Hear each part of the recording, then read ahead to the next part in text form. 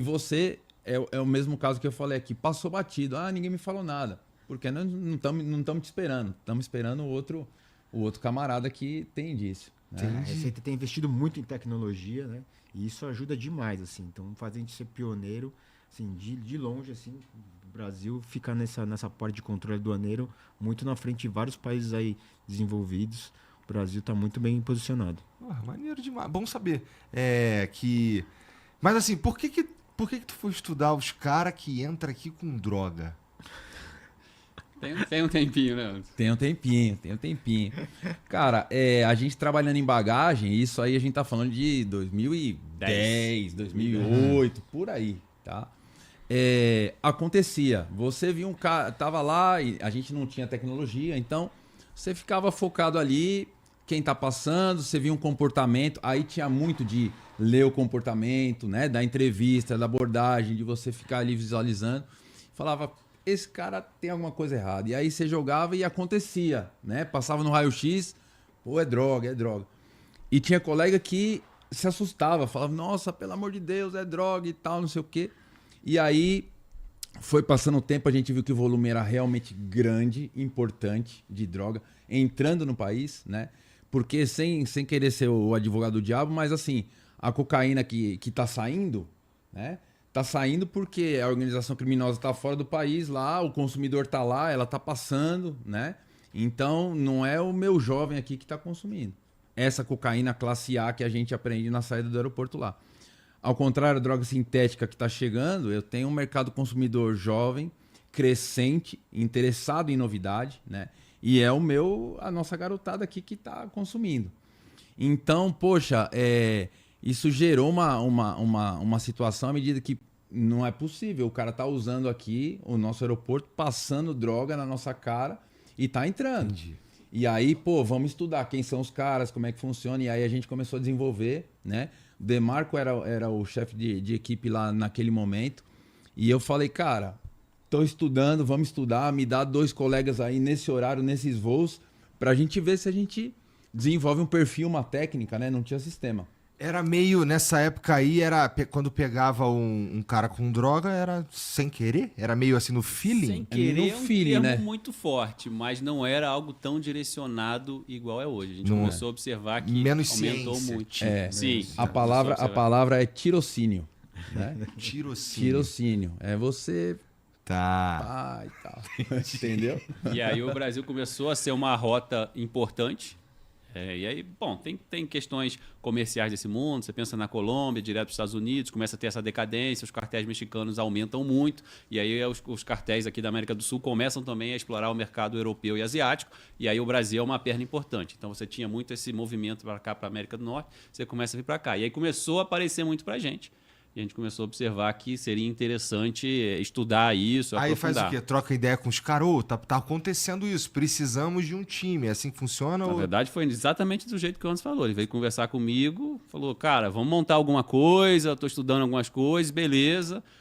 A gente é bem evoluído nessa área, lá atrás um pouco menos, mas a gente tem uma carência de servidor histórica. Então, assim, esse detalhe pequeno de me arruma 2 servidores não é fácil, mas a gente arrumou os 2 servidores lá e começou. Talvez seja a parte mais difícil, né? Arranjar os 2 E a gente, eu fiz a piada, trouxe os 2 aqui, mas a gente tem lá em Guarulhos fácil uns 10, 15 colegas que estão há muito tempo, que são muito dedicados e conhecem muito. Então, assim, a gente já tinha várias ideias do que fazer para melhorar, mas não tinha os recursos. E aí, dentro desse contexto, a gente aproveitou o momento de Olimpíada e Copa do Mundo, que recebeu um grande investimento, o Brasil ia receber muito turista, então tinha que melhorar a questão dos aeroportos, infraestrutura.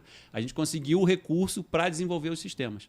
E aí, com os sistemas, tudo isso que a gente fazia, eu lembro que a gente ia pegar nas companhias aéreas para fazer essa análise, a lista de passageiro no papel, sentava, aquela lista grandona, ficava, deixa eu ver o que eu tenho anotado da outra vez aí, era desse jeito. Você vê como é que é hoje, você cruza todas as informações para um sistema e ele já te indica as coisas. A gente mudou completamente. Então, a gente aproveitou esse momento para receber esses dados e aí a coisa mudou completamente. Infelizmente, também mudou completamente a facilidade das organizações se comunicarem. tudo que o cidadão, vamos lá de novo, de bem usa, as organizações criminosas também usam. Então, toda essa facilidade de comunicação, de acesso, eles também têm. Então, é essa eterna briga de Fora gato o e poder rato. financeiro, né, Fred? Eles têm um poder financeiro muito forte, né? Então, conseguir convencer alguém com o dinheiro é muito fácil, né? Então, isso cresceu demais, né? Facilita pegar gente vulnerável, facilita muito para eles, né? Se eu puder contar a historinha rápida de quando começou a história do sistema, né? Veio primeiro o sistema e depois veio o reconhecimento facial aliado ao sistema. E era justamente a preocupação lá de Olimpíada, da Copa do Mundo e tudo mais. E aí a gente tem colegas lá que também são muito cabeça para sistema e tudo mais, né? O time é muito bom lá. O time é bastante bom em relação à informática e tudo mais. E aí o colega desenvolveu lá o que seria o embrião do sistema, todo mundo trabalhando e tal. E aí levou para Brasília e falou, ó, tem um sistema assim, assim, assim, e só que custa X, né? E aí tem toda essa questão, pô, mas como custa X e tal, um sistema ninguém sabe se vai dar certo, como é que vai funcionar. 45, o X era 45 milhões.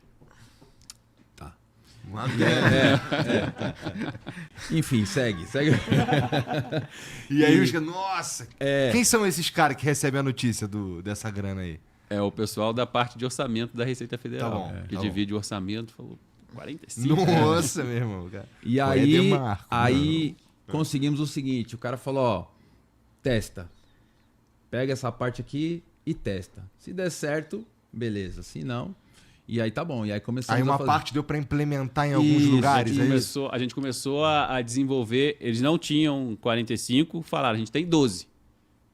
Beleza, aí a gente começou a desenvolver o sistema agente com a equipe de programação. O SERPO faz a programação do governo federal, mexe nessa parte. Então mandaram uns técnicos junto com esses colegas que o Anderson mencionou, sentou todo mundo, e a gente começou a desenvolver o sistema próprio. Então, assim, todo aquele custo ficou muito menor.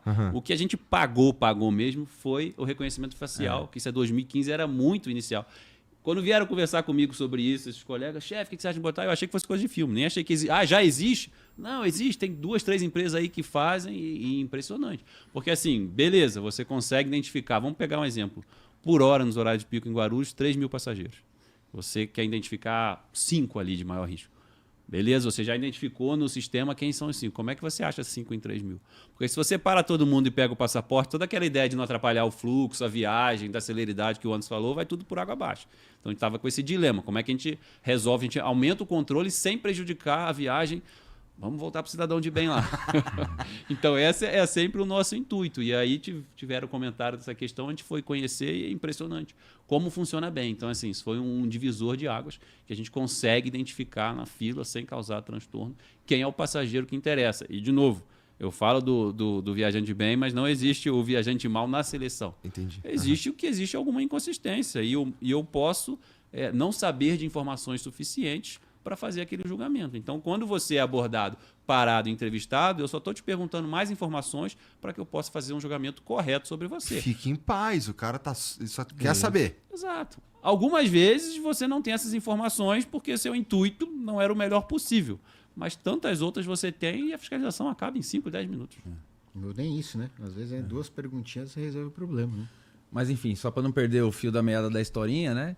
Então, o Demarco já deu números, falou, ó, a gente consegue com muito custo lá, 12, faz aí e vê o que vai acontecer, né?